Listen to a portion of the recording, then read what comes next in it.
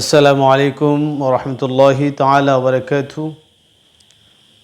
আলহামদুলিল্লাহি ওয়াহদাহু ওয়াসসালাতু ওয়াসসালামু আলা মান লা নাবিয়্যা বা'দা। আম্মা বা'দ ফাউযু বিল্লাহি মিনাশ শাইতানির রাজীম। বিসমিল্লাহির রাহমানির রাহিম।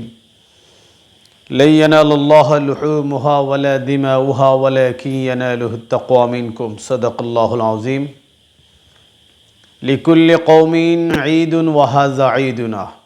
আও কামা ক্বালা রাসূলুল্লাহ সাল্লাল্লাহু আলাইহি ওয়াসাল্লাম। আল্লাহ তাআলার দরবারে অসংখ্য গণিত শুকরিয়া। কোরবানির আহকাম সংক্রান্ত কিছু মাসআলা মাসাইল আমরা প্রতিনিয়ত দিচ্ছি। আজকে যে মাসআলা হবে যে কোরবানির পশু এর মধ্যে শরীক হওয়ার মাসআলা। একটা প্রাণী, বড় একটা জন্তুর বা প্রাণী যাই বলেন, বড় একটা প্রাণীর মধ্যে কয়জন শরীক হতে পারবেন? অনেকেই আমাদেরকে এরকম প্রশ্ন করে থাকেন। আপনি বড় একটা জন্তুর বা প্রাণীর মধ্যে একজনে দিতে পারেন, তিনজনে দিতে পারেন, পাঁচজনে দিতে পারেন, ছয়জনে দিতে পারেন, অথবা সাতজনে দিতে পারেন। মানা কোরবানিটা হবে একজনের পক্ষ থেকে আল্লাহর নামে, তিনজনের পক্ষ থেকে, ছয়জনের পক্ষ থেকে, অথবা সাতজনের পক্ষ থেকে আল্লাহ তাআলার নামে। সাত নামে না, বরং সাতজনের পক্ষ থেকে, ছয়জন হলে ছয় শরীকের পক্ষ থেকে, তিনজন হলে তিন শরীকের পক্ষ থেকে আল্লাহ তাআলার নামে কোরবানি করা। তাহলে শরীকান কয়জন হতে পারবেন? বড় একটা পশু যদি হয়, জন্তুর হয়, ষাঁড় হয়, তো সেটার মধ্যে তিনজন, ছয়জন, সাতজন শরীক হতে পারবেন, কোনো অসুবিধা নেই। বকরি যদি হয় একজন, এখানে আর বেশ শরীকের দরকার নাই, হবেও না। কোরবানির সময় কখন? দেখেন, কোরবানির সময় হচ্ছে জিলহজ মাসের 10 তারিখ ফজরের পর থেকে 12 তারিখ আসর পর্যন্ত, 12 তারিখ সূর্য ডোবার আগ পর্যন্ত।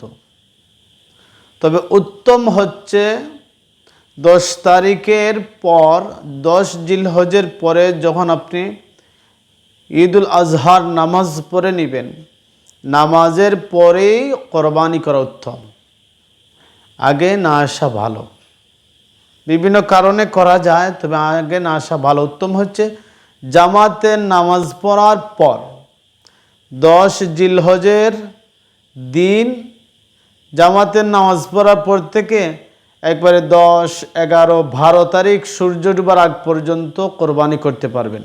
মানে 3 দিন করতে পারবেন। ঈদের দিন, ঈদের পরের দিন, ঈদের পরের দিনের পরের দিন। 10 তারিখ ঈদ হয়, 11 তারিখ, 12 তারিখ একবার সূর্য ডুবার আগ পর্যন্ত। তবে উত্তম হচ্ছে ঈদের নামাজের পর আর প্রতিদিন দিনের বেলায় যেন হয় কোরবানি। আরেকটা প্রশ্ন, কার জবে সহি হবে?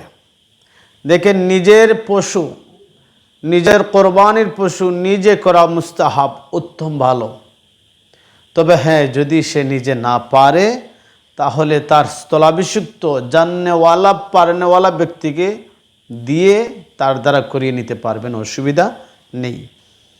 তো জবেহ করা সহি হবে তাদের দ্বারা যেই সমস্ত শর্ত, এর মধ্যে একটা হচ্ছে মুসলমান হতে হবে, আকিল বালেগ হতে হবে, প্রাপ্ত জ্ঞান সম্পন্ন হতে হবে, বিসমিল্লাহি আল্লাহু আকবার এই শব্দটা বলার মতো শক্তি, সাহস পারতে হবে, পারার মতো শক্তি থাকতে হবে। এবার পুরুষরাই কি কোরবানি করবে?